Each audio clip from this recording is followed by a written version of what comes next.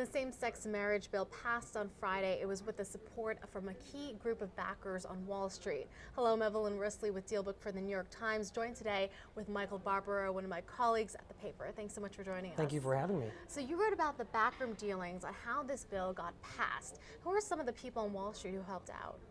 What's interesting, there were three Wall Street hedge fund guys, three very exceedingly wealthy hedge fund guys, big donors to the Republican Party who were very integral to this process.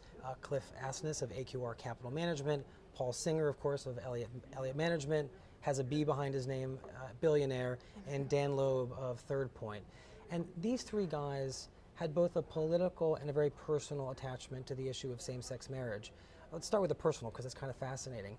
Paul Singer is a very conservative guy. He's head of the Manhattan Institute, which is a very conservative think tank in Manhattan, but he has a gay son. That gay son was married in Massachusetts. He believes in this personally as well as politically. The other two guys, as well as Mr. Singer, view this as the ultimate conservative position: limited government, personal freedom. Same-sex marriage, while it's thought of as a predominantly democratic liberal issue, is viewed by these guys through the prism of get the government out of people's bedrooms. So they decided more of a libertarian kind of values. Libertarian, not necessarily left or right.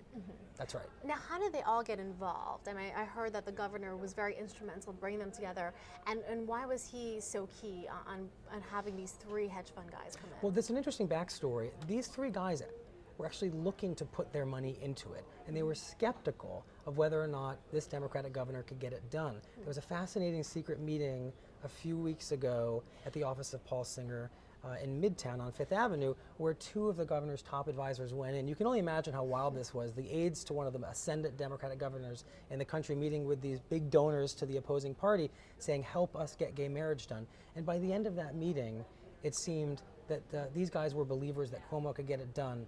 And the reason why the governor's staff wanted them there was because it was only Republicans with Republican credentials and Republican, a conservative checkbook that could persuade Republican state senators, who were so crucial, that actually there might be an upside to voting for gay marriage rather than the downside they were hearing about from some of their constituents. How instrumental were these three hedge fund managers to helping this bill get passed? I mean, can you quantify that? It's difficult to quantify. It's a little bit of an intangible, but it's worth going back to something that Daniel Loeb said to the New York Times several weeks ago, and it was that if Republican state senators voted for this, not only would they not be abandoned by their Republican base, but a whole new world of donors would be available to them. I'm going to tell you something that's not such a big secret. In politics, money really matters. And the idea that Republican state senators were going to be tapping into this whole new universe of potential donors was extremely appealing. So while it's intangible, I think we know that it's something that the governor of New York would not wanted to have gone through without. He wanted this support, and he wanted these huge big names on Wall Street to be there with him trying to get marriage passed. Yeah, it'll be interesting to see whether this can be replicated in other states and whether this kind of coalition will also form. Thanks again. Today my guest has been Michael Barbaro, and he's a reporter at the New York Times, and I'm Evelyn Risley with DealBook for the New York Times.